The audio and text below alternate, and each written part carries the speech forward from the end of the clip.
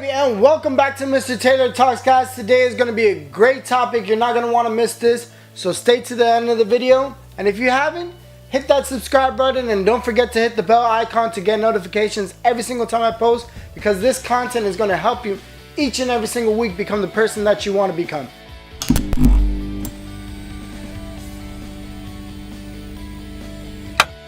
And with that being said, let's get into this week's weekly drop, where I explain how happiness is the most easiest thing to obtain, where you can be 9 out of 10 days happy. So what if I told you this? The saddest person that you know is the happiest that they'll ever be in their life. Now I know there's some cases where this is physically impossible and medication comes into plan, but if the person does not have a chemical imbalance and they're just sad, they're the happiest that they'll ever be. Sounds crazy, right?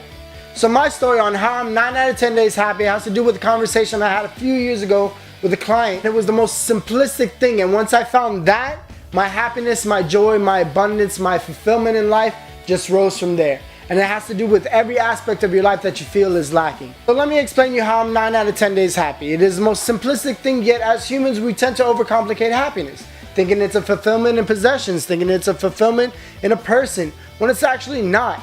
All of it has to do with our focus. What we tend to focus on is where our emotions come from.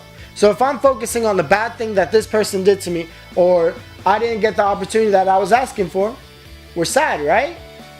But what if I told you that your happiness is still there? So I want you to practice this. This is what I did a few years ago with that conversation with the client, and it helped me see how happiness really is the most easiest thing in this world to attain. Let me take you over to the whiteboard and explain how. So this is what my client explained to me a few years ago. This is your balloon of happiness, right?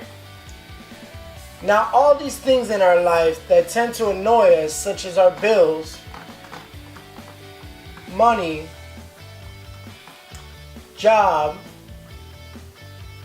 feeling stuck,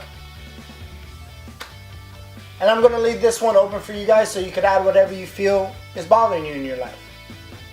Now if we tend to focus on these things so they don't pop our bubble, our balloon of happiness turns into a balloon of sadness.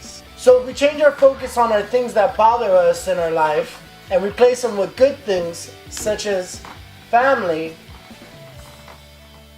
our love life, vacations, and me time, and remember, add whatever else makes you happy, our balloon of sadness returns to a balloon of happiness. Now that doesn't mean everything that was bothering us, such as our bills, our money, or our job, is gone, but we're choosing to focus on the things that make us happy. These problems seem to be a lot smaller because we are in joy, happiness, and abundance, so we could attack these things in a much easier way to get them solved and make our lives a lot more happier.